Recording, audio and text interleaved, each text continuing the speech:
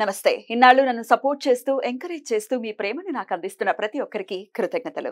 అలాగే ఈ వీడియో కూడా ఖచ్చితంగా మీకు ఉపయోగపడుతుంది. లైక్, షేర్ అండ్ సబ్స్క్రైబ్ చేసి మీ సపోర్ట్‌ని నాకు అందించండి. అలాగే ఈ వీడియో పట్ల మీకున్న అభిప్రాయాన్ని కామెంట్ సెక్షన్‌లో కామెంట్ చేసి తెలియజేయండి.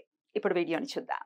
నమస్తే. Welcome to our channel. నేను పద్మిని. ప్రస్తుతంతో పాటు ప్రముఖ ఆధ్యాత్మికవేత్త, జ్యోతిష పండితులు సుద్దపల్లి నాగరాజు గారు ఉన్నారు. మాట్లాడదాం. సార్ నమస్తే సార్. నమస్తే అమ్మ. సార్, శ్రావణ మాసం వస్తూనే డెఫినెట్‌గా బోలెడంత వైభవాన్ని తీసుకొస్తుందని ఖచ్చితంగా చెప్పుకోవచ్చు. శ్రావణం ఏమిటి, ఆషాఢం తొలి ఏకాదశి నుంచి కూడా ఈ వైభవం మొదలైపోతుంది. ఇక శ్రావణ మాసం రేపటి నుంచే మొదలు కాబోతోంది. ఈసారి అద్భుతంగా శుక్రవారంతో మొదలు కాబోతోంది. 5 శుక్రవారాలు వస్తున్నాయి ఈ శ్రావణ మాసంలో. అధిక శ్రావణం అధిక శ్రావణం అనుకోవాలా? అంతే కదా. అంటే ఒక వారం వారం ఎక్కువ ఎక్కువ ఉంది రైట్. అయితే అమ్మవారి అనుగ్రహం కోసం ప్రత్యేకంగా లక్ష్మీ అనుగ్రహం కోసం పరితపిస్తూ ఉంటుంది యావత్ ప్రపంచం కూడా. అయితే లక్ష్మీ అనుగ్రహం పొందటం ఈ శ్రావణ మాసంలో ఎలా అమ్మవారికి దగ్గర అవ్వచ్చు, ఏమేమి ప్రక్రియలను ఖచ్చితంగా చేయాల్సి ఉంటుంది? కొంతమంది చెప్తుంటారు, ఏమంటే మాకు ఆనవాయితీ లేదండి అని చెప్పి. మరి డబ్బు సంపాదించుకోవడానికి ఆనవాయితీ ఉందా అంటే మరి దానికి ప్రశ్నార్థకమే అది. దానికి ఆన్సర్ ఉండదు. అయినప్పటికీ ఎలా అమ్మవారి అనుగ్రహాన్ని పొందొచ్చు ఒకసారి మీ ద్వారా? ప్రేక్షకులకు నమస్కారం అమ్మ. ఇక్కడ శ్రావణం అన్నది అనగానే మాసం, ప్రతి మాసం ఒక్కొక్క నక్షత్రంతో మొదలవుతుంది. ఇది మకర రాశిలో ఉన్నటువంటి శ్రవణ నక్షత్రంతో మొదలవుతుంది కాబట్టి ఇది శ్రావణ మాసంగా పౌర్ణమికి శ్రవణ నక్షత్రం ఉంటుంది కాబట్టి ఆ పౌర్ణమి రోజు శ్రవణ నక్షత్రం కాబట్టి ఆ మాసాన్ని పేరుతో చెప్తారు. శ్రావణ పౌర్ణమి ఏ రోజైతే శ్రవణ నక్షత్రం రోజు పౌర్ణమి వస్తుందో శ్రావణ పౌర్ణమి. అలాగా ఆ నెలకు ఆ పేరు పెడతారు. కాబట్టి ఇక్కడ శ్రావణ మాసంలో మకర రాశిలో ఉంటుంది కాబట్టి మకరం వచ్చి శనీశ్వరుడి యొక్క రాశి, అలాగే కుంభం, అలాగే మకరం. అయితే ఈ మకరంలో శ్రవణం ఉంటుంది. అయితే ఈ శ్రవణం వచ్చేసి ఇక్కడ కష్టించే కాలం అని అర్థం. అంటే మనం ప్రకృతిలో వ్యవసాయం చేస్తూ కష్టపడేటువంటి సమయం, మొదలుపెట్టేటువంటి సమయం అని అర్థం. అది కష్టపడే కాలం అని అర్థం. అంటే శని కర్మకారకుడు అంటాం. కర్మ అంటే మనం చేసేది ఈ కర్మ కాదు, పని అని అర్థం. అయితే ఇక్కడ అనుగ్రహం, లక్ష్మీ అనుగ్రహం అంటే చాలా మంది అనుకునేది డబ్బులు మాత్రమే, కానీ డబ్బులు కాదు. నిజమైన లక్ష్మి అంటే ఆరోగ్యము. కాబట్టి ఆరోగ్యమే మహాభాగ్యంగా చెప్పారు తప్ప ఐశ్వర్యం మహాభాగ్యం అని చెప్పలేదు, డబ్బులు బంగారం మహాభాగ్యం అని చెప్పలేదు. ఆరోగ్యమే మహాభాగ్యం అని చెప్పారు. అంటే నీ ఆరోగ్యాన్ని కాపాడుకుంటమే గొప్ప లక్ష్మి అని అర్థం. అలాగే మన ఇంట్లో మన ఆరోగ్యాన్ని కాపాడేది మన తల్లులు, ఇంట్లో ఉన్నటువంటి భార్యలు. ఎందుకంటే వాళ్ళు ఆహార రూపంలో మనకి ఇచ్చేస్తారు. కాబట్టి అందుకని ఆమెను గృహలక్ష్మి అంటారు. అంటే ఇంట్లో ఉన్నటువంటి లక్ష్మి. ఆమె లేకపోతే మన ఆరోగ్యం కూడా ఉండదు. అయితే ఈ శ్రావణ మాసంలో ముఖ్యంగా ఇది పక్కన పెడితే మన పూర్వీకులు మనకి ఇచ్చినటువంటి జ్యోతిష్య శాస్త్రం కావచ్చు, లేకపోతే పంచాంగం కావచ్చు, ఆధ్యాత్మికం కావచ్చు, రకరకాల పద్ధతుల్లో భక్తి అనే దాన్ని జొప్పించినటువంటి శ్రావణ మాసంలో లక్ష్మీ అనుగ్రహం అని చెప్తారు. లక్ష్మి అంటే అది ఇందాక చెప్పినట్టు ఆరోగ్యం కోసం చేసే ప్రయత్నమే. అయితే ఈ లక్ష్మిని మన వాళ్ళు ఏం చేస్తారంటే మొదట ఇంట్లోకి బ్యాక్టీరియా రాకుండా చాలా శుభ్రం చేసుకుంటారు. ఇప్పుడు మీరు మామిడి ఆకుల్ని చూతపస్త్రం అని మన గణపతికి పెడతాం. ఎందుకు పెడతాం అంటే అవి 4 రోజుల వరకు, ఆ పత్రాలన్నీ కూడా 4 రోజుల వరకు ఆక్సిజన్ ఇస్తాయి. ఇప్పుడు మనం తోరణం కడతాం, మామిడి ఆకుల్ని పెడతారు కొంతమంది తోరణం కడతారు, గుమ్మానికి గుత్తులుగా పెట్టేవాళ్ళు ఉంటారు, లేదా అందంగా అలంకరించుకునే వాళ్ళు ఉంటారు. దాని అర్థం ఏమిటంటే బ్యాక్టీరియాని ఇంట్లోకి రానివ్వకుండా పైన మామిడాకు కాపాడితే కింద పసుపు రాస్తారు. పసుపుని కూడా లక్ష్మి అని ఎందుకన్నారు? నీ ఆరోగ్యం కాపాడుతుంది కాబట్టి.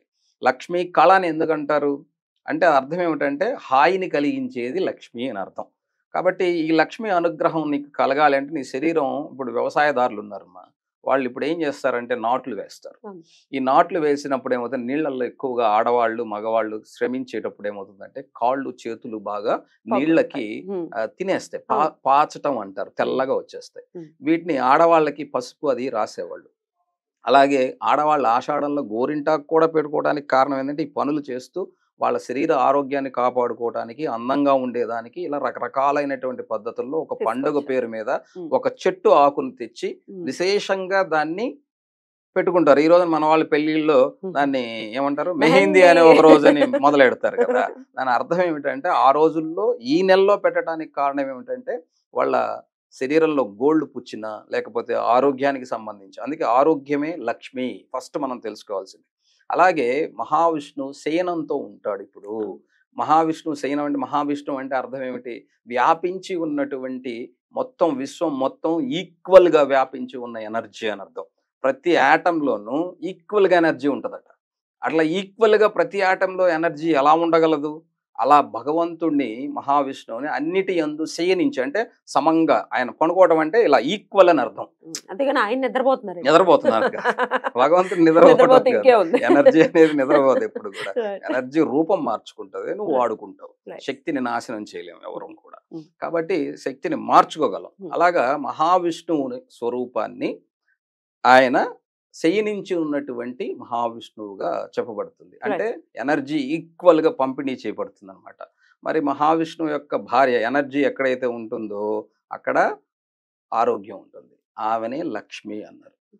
ఆ లక్ష్మీదేవి ఎక్కడెక్కడైతే నివాసం ఉంటుంది అంటే మనిషికి హాయి గొల్పించేది ఎక్కడైతే ఉంటుందో వాటన్నిటినీ లక్ష్మి అన్నారు. మనిషి ఏదైతే విలువైనదిగా తీసుకున్నాడో దాన్ని లక్ష్మి అన్నారు. కాబట్టి రెండు రకాలుగా భూమి లక్ష్మీ స్వరూపమే.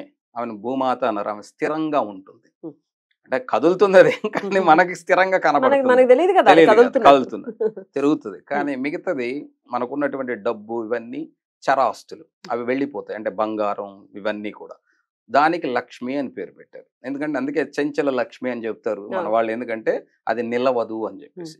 కాబట్టి రెండు రకాలుగా మనం చూస్తున్నప్పుడు భూమిని దున్ని పంట తీసుకునే లక్ష్మి మనకు కావాలి కాబట్టి, ఆరోగ్యం కావాలి కాబట్టి ఈ శ్రావణ మాసంలో మా వాళ్ళకి ఎటువంటి హాని కలగకుండా మా భర్తలు, మా పిల్లలు, మా పంట ఇవన్నీ కూడా సుభిక్షంగా మాకు ఉండాలన్న ఉద్దేశంతో ఈ శ్రావణ మాసం యొక్క లక్ష్మీ వ్రతాన్ని ఆచరిస్తారు. కాబట్టి ఆరోగ్యము లక్ష్మే, పిల్లలు సంతానము లక్ష్మే, అన్నీ కూడా అన్ని ఐశ్వర్యాలే. కాబట్టి ఐశ్వర్యం ప్రతిదీ కూడా ఆఖరికి పేడలో కూడా చూస్తామమ్మా మనం, గొబ్బెమ్మ రూపం. మరి పేడ లక్ష్మి ఏంటంటే అది పంటకి ఎరువు.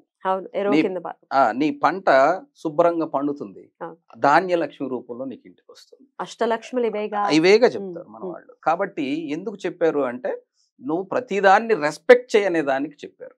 కాబట్టి శ్రావణ మాసంలో మనం చేసేటువంటి ఏదైతే వ్రతం ఉందో, కొంతమంది కలశం పెట్టుకుంటారు, కొంతమంది పటం పెట్టుకుంటారు. నువ్వు ఏ రూపంలో పూజించినా భక్తి ప్రధానంగా ఉండాలి. సో ఖచ్చితంగా ఈ 5 వారాలు చేసుకోవాలి అని అంటున్నారా, లేకపోతే పౌర్ణమికి ముందు వచ్చే శుక్రవారం ఒక్క రోజైనా అట్లీస్ట్ చేసుకునేటటువంటి ప్రయత్నం? దాని అర్థం ఏంటంటే సహజంగా ఈ శ్రావణ మాసంలో చేసుకోలేని వాళ్ళకి ఒక్క రోజు అంటే ఒక్క శుక్రవారం రోజైనా కూడా. శుక్రవారం అని ఎందుకు చెప్పారు అంటే శుక్రుడు అనేటువంటి గ్రహం ఏదైతే ఉందో ఇది భృగు మహర్షికి అమ్మవారు కూతురుగా జన్మించినప్పుడు ఆ శుక్రుడు కూడా అన్నదమ్ముడుగా పుట్టాడు. అందువల్ల మనకి ఇద్దరు జాతకాలు మనం చూసేటువంటి గ్రహాల్లో చంద్రుడు లక్ష్మీ సహోదరుడు. పాల సముద్రం చిలికినప్పుడు లక్ష్మితో పాటుగా వచ్చినటువంటి ఆయన చంద్రుడు. అందుకే చంద్ర సహోదరి నమః అని చెప్తాం. కాబట్టి చంద్రుడు యొక్క అక్కగారో చెల్లిగారు అంటే ఆయనతో పాటుగా ఆమె కూడా పాల సముద్రం నుంచి ఉద్భవించింది. అలాగే శుక్రుని యొక్క సిస్టర్ గా కూడా పుడుతుంది అనమాట భృగు మహర్షికి. కాబట్టి ఇక్కడ ఆమె ఆ శుక్రుడి యొక్క అనుగ్రహం కోసం శుక్రవారం రోజున శుక్రుడు భోగాలకు అధిపతి, అలాగే మనకి ఉన్నటువంటి భూమి మీద సంతానంతో పాటుగా అందానికి ఐశ్వర్యానికి అధిపతిగా మనం ఆ గ్రహాన్ని తీసుకుంటాం. కాబట్టి ఆ గ్రహం వల్ల కలిగేటువంటి ఇబ్బందుల నుంచి కూడా మనం బయటపడటం కోసం ఒక రెమెడీగా దీన్ని మనం తప్పకుండా, శుక్రుడి యొక్క అనుగ్రహం లేనటువంటి వాళ్ళు, అలాగే వివాహాలు కానటువంటి వాళ్ళు, అంటే చాలా మందికి పాపం దోషాలు ఉండటం వల్ల వివాహాలు ఆలస్యం అవుతూ ఉంటాయి, సరైనటువంటి భర్త రాకుండా అంటే ఇబ్బందులు పడేటువంటి వాళ్ళు, లేదా భార్య రాకుండానే ఇబ్బంది పడేవాళ్ళు, ఇలాంటి వాళ్ళందరూ కూడా ఆడవాళ్ళు వ్రతం చేసిన ఇంట్లో అమ్మ చేస్తుంటే అలాగే కొడుకైనా సరే అమ్మకి సహాయం అందించడం, ఆ పూజలో ఉండటం, అలాగే శుక్రవారం రోజున అమ్మవారికి దీపంతో పాటుగా చాలా మందికి తెలియదు ఏంటంటే పిండి దీపం పెడతారు. పిండి దీపం ఎందుకు పెట్టాలి అంటే బియ్యాన్ని మనం అందరం కూడా అంటే బియ్య పిండిని చంద్రుడికి ప్రతీకగా చెప్తాం. కాబట్టి ఆమె చంద్ర సహోదరి కదా. అలాగే శుక్రుడు తీపి పదార్థాల్లో ఉంటాడు. అందుకని పచ్చి పిండిని బెల్లంతో వేసి దంచి దాన్ని మనం నెయ్యి వేసి ప్రమిద రూపంలో పెడతారు. అది అయిపోయిన తర్వాత దాన్ని ప్రసాదంగా స్వీకరిస్తారు. అరిసైపోద్ది నెయ్యి వేయటం వల్ల. కాబట్టి దానివల్ల విశేషమైనటువంటి ఫలితం ఉంటుంది అని చెప్పి చెప్తారు. కాబట్టి ఇక్కడ చంద్రదోషం ఉన్నా, శుక్రదోషం ఉన్నా, ఈ యొక్క శ్రావణ మాసంలో చేసేటువంటి వ్రతంలో మనం పిండి చిన్న దీపాన్ని చిన్న దీపాన్ని వెలిగిస్తే, అంటే మగవాళ్ళు అది వ్రతాన్ని ఆచరించరు కాబట్టి ఒక చిన్న పిండి దీపాన్ని మన వాళ్ళు ఇంట్లో వాళ్ళు ఎవరు చేసుకుంటున్నా వాళ్ళతో పాటు మనం వెళ్ళి ఒక దీపం వెలిగించగలిగితే, ఒక దీపం వెలిగించలేమా? ఎందుకు వెలిగించు దాని అర్థం ఏమిటంటే నీ ఆరోగ్యం కోసం నీ ఆత్మని నువ్వు శుభ్రంగా వెలిగించుకో. ఎగ్జాక్ట్లీ దాని అర్థం అది. అలా వెలిగించడం ద్వారా నీకు ఆరోగ్యం ఉంటుంది. అంటే మందులు ఎందుకు సార్ ఇళ్ళంటప్పుడు అని చాలా మంది గేలిగా అడుగుతారు. అయితే నేనేం చెప్తాను అంటే, ఎన్ని మందులు ఉన్నా ఏమున్నా నీకు గాని విశ్వాసం లేకపోతే ఆ మందు పనిచేయదని చెప్తారు, డాక్టరే చెప్తారు. కాబట్టి నువ్వు నమ్మకంతో వేసుకో అని చెప్తారు. నమ్మకం ఎందుకండి మందుకి? దేవుడికి కదా మనం నమ్మేటువంటి ఆధ్యాత్మిక కదా నమ్మకం ఉండాలి. మరి మందుకి ఎందుకండి? మరి మందు కూడా పని చేయనటువంటి స్థితి చాలా మందికి ఉంది. ఎందుకంటే ఒక్కొక్క శరీరానికి తగ్గట్టుగా మందు రియాక్ట్ అవుతుంది. అలాగే ప్రతి మనసు కూడా అంతే. అందుకే నమ్మకం అనేటువంటిది తప్పకుండా ఉండాలి. ఆ నమ్మకమే నిన్ను కాపాడుతుంది. డెఫినెట్లీ మనసు ప్లే చేసే రోల్ అంతా ఇంత కాదు, ప్రతి విషయానికి దాని రోల్ ఎంతో కొంత ఉంటుంది. ఎంతో కొంత కాదు, మాక్సిమం రోల్ అదే ఉంటుంది.